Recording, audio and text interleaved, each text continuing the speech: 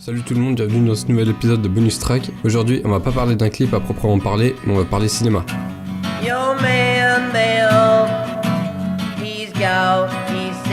Il y a quelques temps, je me suis maté le film The Bad Batch, et c'est plutôt un film que j'ai apprécié, mais quelque chose m'a dérangé, et ça m'a donné envie d'en faire un épisode. Avant ça, The Bad Batch, c'est un film américain réalisé par Annalili Amirpour, et qui est sorti le 22 septembre 2017 sur Netflix. Le film reprend un peu la même base que New York 1997 de John Carpenter. Dans l'histoire du film, à la frontière du Texas, il y a une zone de non-droit, une zone où on jette les laissés pour compte et les rebuts. Enfin, c'est surtout des gens dont le gouvernement américain veut se débarrasser. Et c'est dans cet environnement désertique et presque post-apocalyptique que l'héroïne va évoluer. Dans le film, on va suivre l'histoire d'une jeune femme qui est lâchée dans cet environnement. Elle va donc errer et essayer de trouver un but à sa vie, et surtout essayer de survivre. Le film n'est pas cadré par un des règles de scénario habituelles. On ne suit pas une histoire avec un fil rouge, avec des personnages qui vont faire progresser le récit. Néanmoins, le personnage principal va quand même faire des rencontres qui vont la faire évoluer tout au long du récit, et la forcer à prendre des décisions, mais surtout la forcer à se chercher elle-même. C'est ainsi que par exemple dans son errance, elle est capturée par un groupe de cultistes cannibales. Des cultistes qui vont tout simplement lui découper la jambe et le bras pour les manger. Ce qui amène par exemple la jeune femme à se dépasser elle-même physiquement pour s'échapper du camp dans un premier temps, et dans la deuxième partie du film, attention je vais spoiler,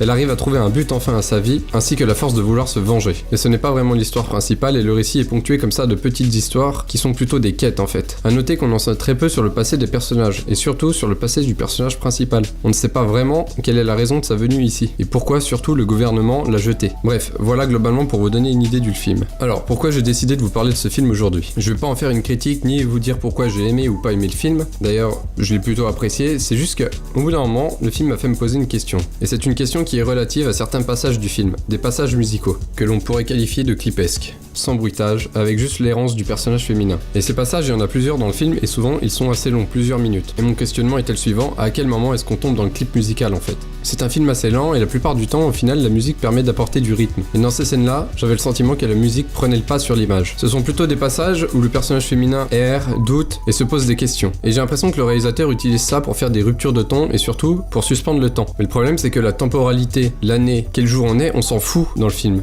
Et c'est jamais quasiment clairement expliqué. Et ces scènes-là sont beaucoup trop longues. Elles viennent casser vraiment le rythme du film. Qu'il soit lent ou rapide, ça change rien. Le film avait un rythme qui lui était propre. Et c'est là que j'ai vraiment eu l'impression d'être face à un clip. J'aime beaucoup les clips musicaux, y a pas de souci, et c'est quelque chose qui m'intéresse, d'où le but de cette chaîne. Le problème c'est que pour un clip ou pour un film, la musique n'aura pas la même signification. Le cinéma c'est d'abord un art de l'image. Bien sûr je ne parle pas des musiques originales et composées pour le film. D'ailleurs on met souvent la musique au montage après, même si le réalisateur a souvent une idée de ce qu'il va utiliser comme musique avant. Le problème avec ces scènes c'est que j'ai l'impression qu'elles sont là uniquement pour mettre en image de la musique cool. Et inversement, la musique est censée rendre plus cool les images. Ça apparaît un peu comme une paresse d'effet de la réalisatrice. Je pense que le film n'avait pas besoin de cette surenchère un peu cool et pop, sachant qu'il est déjà ultra esthétisant. Le clip vidéo n'est pas le même média que le cinéma. Et il ne faut pas oublier qu'un clip vidéo c'est avant tout une vidéo promotionnelle pour une musique. Et souvent on va déjà regarder un clip paradoxalement pour écouter la musique. La vidéo est un peu comme la cerise sur le gâteau. Dans un clip, la vidéo elle agit à l'inverse du cinéma, elle arrive après la musique et elle vient mettre en image celle-ci. La temporalité d'un clip fait qu'on n'attend pas la même cohérence que dans un film. Que ce soit une cohérence au niveau du propos, de l'image ou du montage. Dans un clip je dirais qu'il faut avant tout que l'image nous permette de nous immerger dans la musique. Ce qui n'empêche pas les clips de pouvoir être aussi intéressants d'un point de vue cinématographique que certains films.